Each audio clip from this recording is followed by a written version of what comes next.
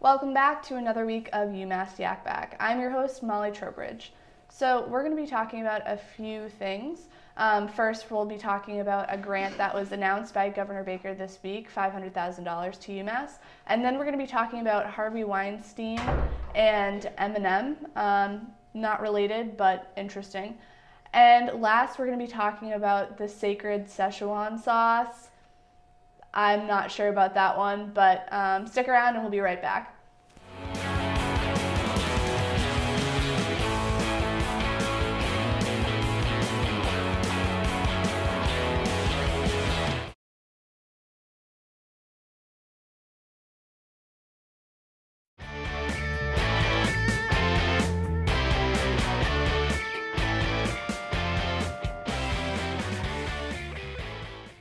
Welcome back. So first we're going to be talking about a $500,000 grant that was announced by Governor Baker to UMass Amherst. With us I have Olivia, Kate, and Lisa. So if someone can tell us what's going on and what the details behind this whole grant is, that would be great. I think it's a good opportunity that for the whole UMass campus, we're going to have like more work opportunity going to be available with it, and I think it's a good perspective. So for those who don't know, does anyone know about the technology that they're trying to create and what this grant kind of aims to do? Yeah, so Governor Baker has given UMass a grant for $500,000 to research and develop. It's a new like smart Band-Aid or like smart, like sort of like a Fitbit kind of band that will measure pretty much everything that a Fitbit measures, but also like added on top of that, it even takes like samples of your sweat and then understands like your I don't know the biology of whatever, but it measures stuff about like your makeup, so to speak. Yeah. Chemistry. Yeah, so from our understanding, it will take a measure of your biochemistry. If it's developed in the way they hope it does, the technology itself could be either some kind of watch, a band. I don't know if that means literally a Band-Aid. I'm assuming no, that it's just the branding for it, but a watch, a piece of clothing, some kind of apparatus that you would wear that's basically a Fitbit on steroids. So the aim behind this being that for medical situations, for war zones and those situations for first responders, they can have data taken about you and your body sent directly to phones or technology or devices so that they can respond to your needs in the best way. I don't know exactly what that means, if it means learning things about what's happening to you if you're injured, but it's interesting. Any thoughts on whether this is invasive, smart, if it's helpful for us, and how you feel about UMass taking part in this opportunity? I mean, it sounds like an interesting project, and if it, is for the advancement of like first responders being able to attend to people's needs better, then I think it's a cool idea. But it does sound like kind of creepy and invasive, though. Like, last year we talked about the college, the private Christian college that was making all of its students wear Fitbits and like penalizing them if they didn't exercise enough. And it just seems like something that could also be used in the same way and was even, less obtrusive than a Fitbit. And it seems like it'll present a lot of really interesting engineering challenges, and it'd be like a really cool scientific advancement, but also it's like, what are these actually going to get used for?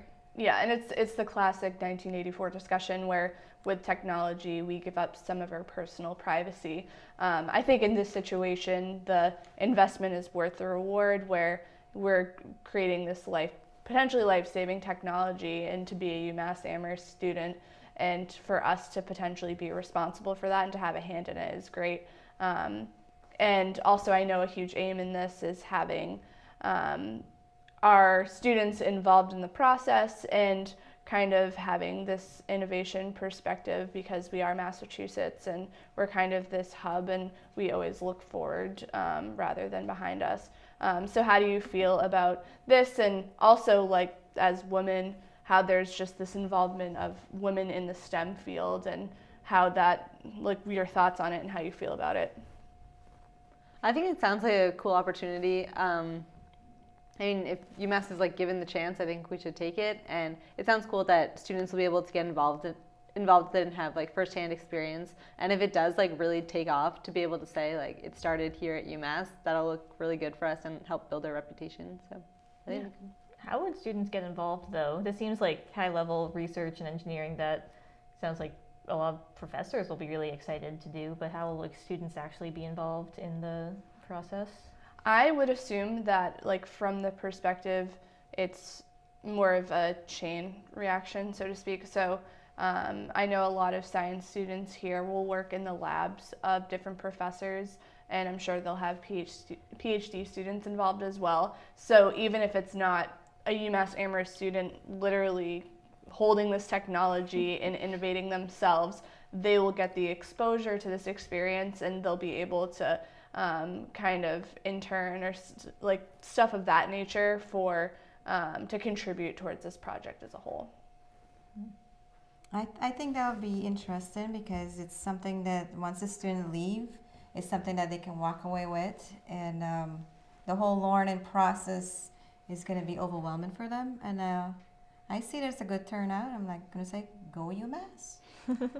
Yeah, and I think it's a great feeling to be at a university where things are changing very much in our makeup and how we present ourselves. I don't know what your thoughts are, your input are on that, because kind of a theme and a discussion we've had in a lot of our segments is how UMass is considered a party school of the 70s and 80s, but we've definitely switched gears academically and been differently minded about it. So I don't know if anyone has input there.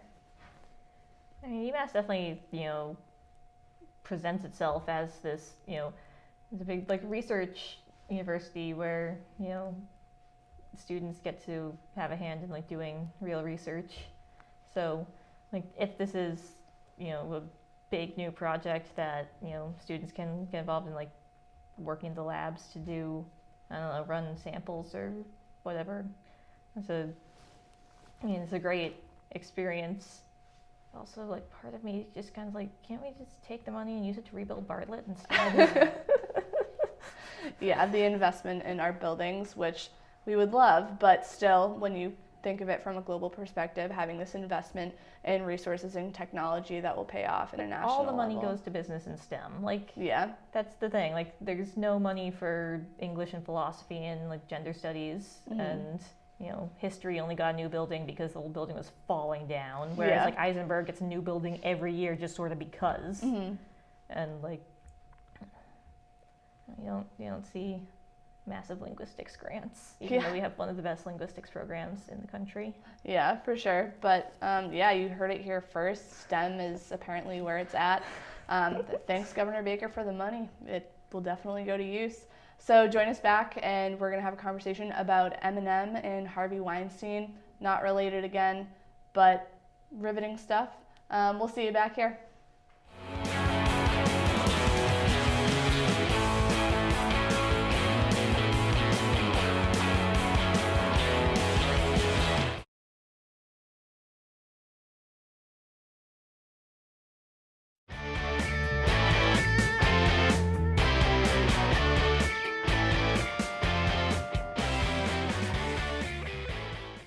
And we're back. First, we're going to start in on Eminem. So with us, we have Sharon, Dylan, and Jake.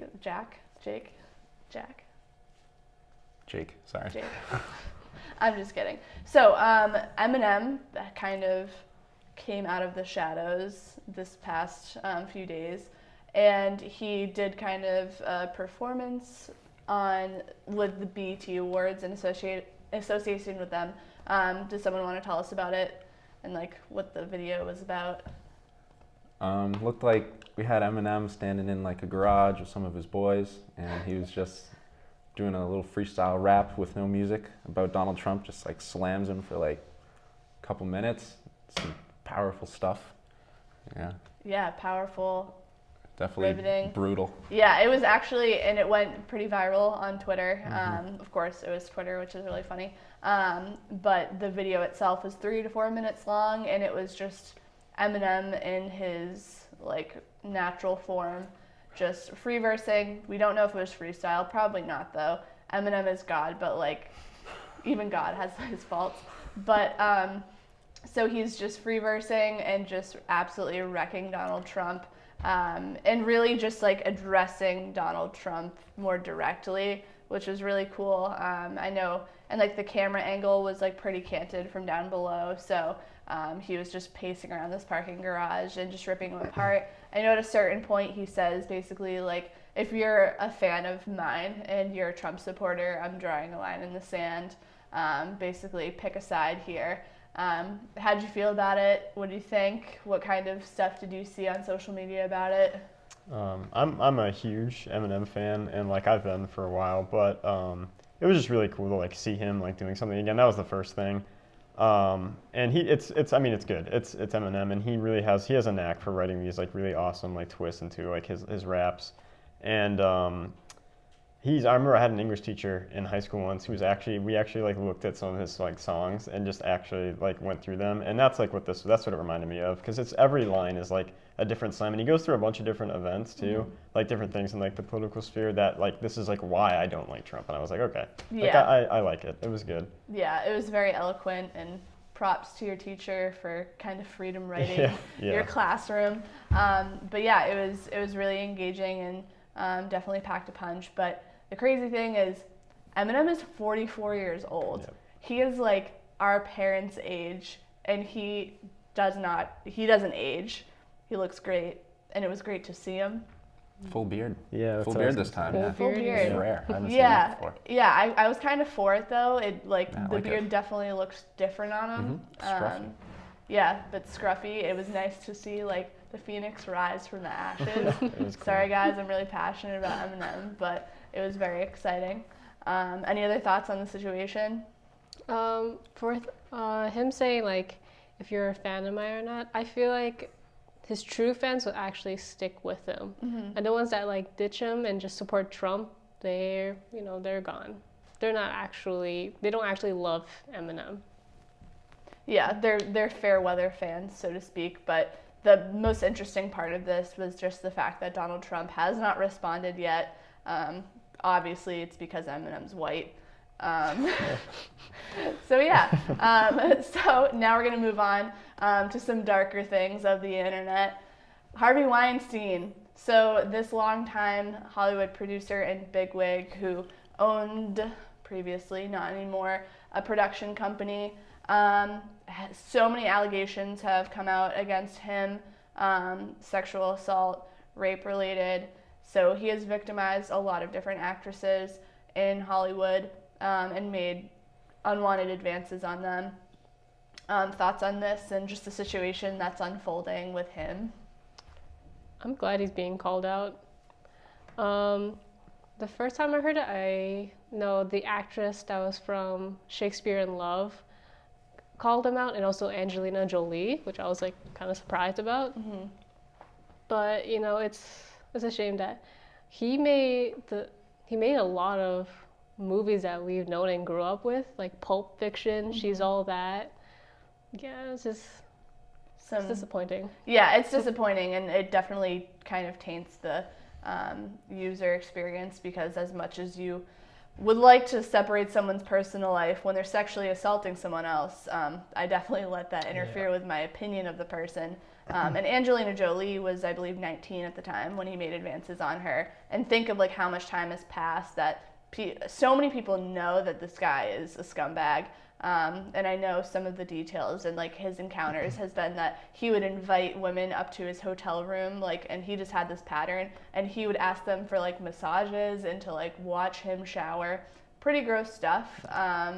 Guys, your thoughts? I know, like it's inexcusable. Like there's no really getting around it. Yeah. And I remember I think it was Stephen Colbert did a clip on it, or at least I saw a clip, it was trending or something. and he just opens. He calls him like a human Shrek, and he's just like his behavior is disgusting. And if you look at a picture of him, he does kind of look like a human Shrek. Yeah. And I was just like, yeah, that's the proper response to that, because there's no getting around it. I don't know. There's no getting around it, and Yeah. even people that make excuses for him are kind of laughable Yeah. because you have so many actors and actresses. I know Terry Crews came out talking about an unnamed producer that he was like groped by and sexually harassed by, and Terry Crews is this huge man that's very, very like notable in Hollywood, and he was afraid to say something. Imagine it like a 100-pound woman, how they feel and how people wouldn't necessarily believe them. So it's pretty crazy. Yeah, I agree with him. It's pretty gross stuff. You can't really do anything like that. Yeah. Yeah. And I think the funniest part of it all is Ben Affleck coming out with a statement condemning it, and I saw people replying saying like, first of all, tell your brother Oh yeah. to feel the same way, because I know his brother is pretty gross.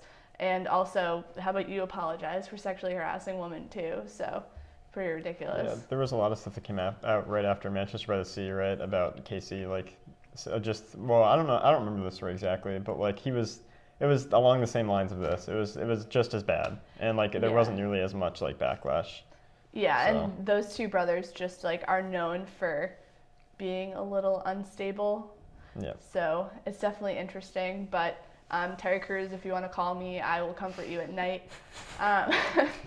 When we come back, we're going to be talking about Szechuan Sauce and Rick and Morty. Our panel is very excited to start in on this. So stick around and we'll be right back.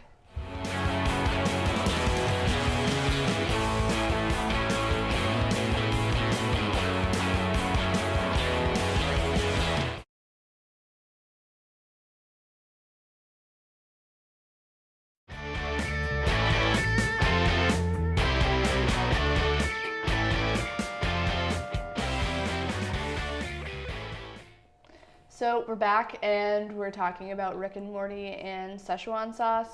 I don't watch Rick and Morty, but with us we have Joey, Tyler, and Sean. Boys, take it away because you seem really amped up about this. Joey, I think you're seething sitting there, so go ahead. We're all victims here.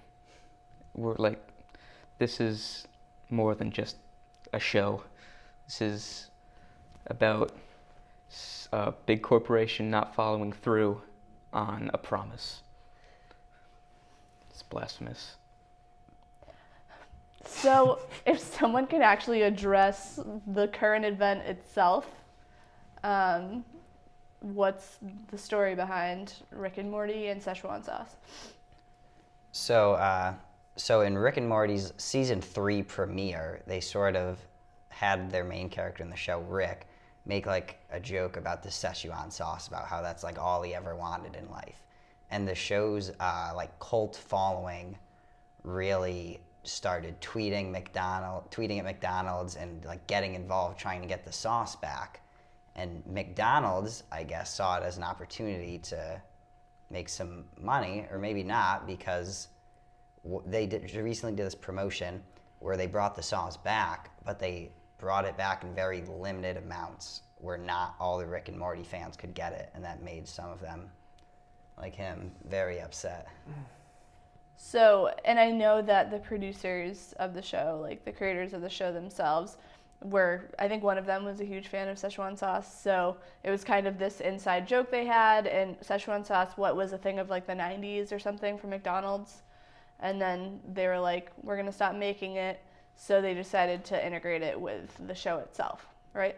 Yeah, Szechuan Sauce was actually originally integrated into McDonald's lineup during the release of Walt Disney's Mulan.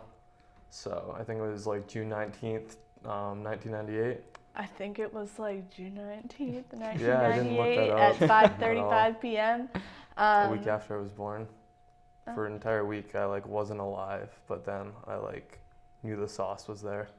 And that's why I'm here now. You were a Szechuan You baby. came out for the sauce. I was a Szechuan baby, yeah. You were a Szechuan baby. So yeah, there's a ton of chaos and outrage unfolding. Anybody care to discuss? People camped out like a day before in anticipation of the sauce, and there was like over 1,000 people at this one in particular, and they only had 30 packets. So, like Eminem, I'm soon dropping a freestyle slamming McDonald's for this. So check me out. Yeah. Some locations only had like 15 or 22. And also it was only specific locations as well. So it's not like you could have just like sauntered up to your local McDonald's, like unless you lived in Boston or like some other big city, like it probably wasn't happening. So. And also, I just want to add that McDonald's in no way like we're partnering with the show Rick and Morty for this. There was no Rick and Morty branding on the sauce or anything like that. And that's one thing that actually one of the creators of the show, Dan Harmon, tweeted about that, sort of criticizing McDonald's for not communicating with them on it. And that led to people criticizing him, saying, like, it's their sauce. Why should they need your permission to run any sort of promotion about it? They need their permission, though, because they're the ones that had people want to consume it. Otherwise, people wouldn't know or care to try Szechuan sauce. Exactly. So it is quite frustrating. And I know a lot of these coveted packets are up for resale at very, very high prices. So it's pretty crazy. Yeah, I just read that some dude sold his car. Like, I mean, it makes sense. I mean, I would. he could have a shit car, though. Like, was it a BMW or like a clunker? I mean, I don't really think it matters what car it was. I think the sauce would be worth it. I actually heard it wasn't that good. I think since it is McDonald's, I think that the Szechuan sauce is like, here's my theory. It's the mixture of the barbecue sauce and the sweet and sour sauce, creating this almost teriyaki blend, which is what they were going for. Uh-huh. That's what I think. I'm probably right. Do you think it's the same Szechuan sauce of days past, or do you think they created something different? I would say it's the same recipe. I don't see why they would change it. If they already have the recipe in their food lab, then it probably costs more The to McDonald's make the food McDonald's lab. food lab. It'd probably cost more to create something new, unless they found a way to make it cheaper to make. Yeah, that's true. So obviously, I'm sure if given the opportunity, you would each want to try it. Yeah. Or are Absolutely. you bitter? I mean, I haven't had it in like 19 years, so Because you I'm had it down out for of a the double womb. dip. Yeah, You were bottle fed on Szechuan. double fed on the Szechuan. Yeah. It's kind of hard to break. Huh. But Joey Tyler, would you try it, or are you angry about the whole situation? I would absolutely try it. And actually, I don't know if any of you guys saw this, but McDonald's responded and said that in December they said they're going to bring it back in larger quantities. I don't know if that means they're going to bring it back for good or what, but they did respond to all the hate they were getting. That's a load of BS. So do you think it's like strictly strategic, and they had this end game where they were going to release more in higher quantities later, and that they wanted to do this teaser just to upset people? I don't know. Maybe they just wanted to cause a stir and get people angry, so people believe that it's really good and they have to really take their time to make it. Maybe we should use some of that grant money to make some sauce here, put it in some of the dining halls. Yeah. It's not number one dining, right? Yeah. Like, am I right? Yeah. Yeah, I just don't think they pay the McDonald's employees enough based on the tantrums I saw captured on video. But I appreciate the thoughts and words you had here today. Kind of like a group therapy session. I know you guys needed to get that off your chest. So yeah, I got to watch Rick and Morty, apparently, or these three are going to come after me. So thanks for staying with us. We'll see you next week when we talk about God knows what. Keep on yakking. We'll see you next time.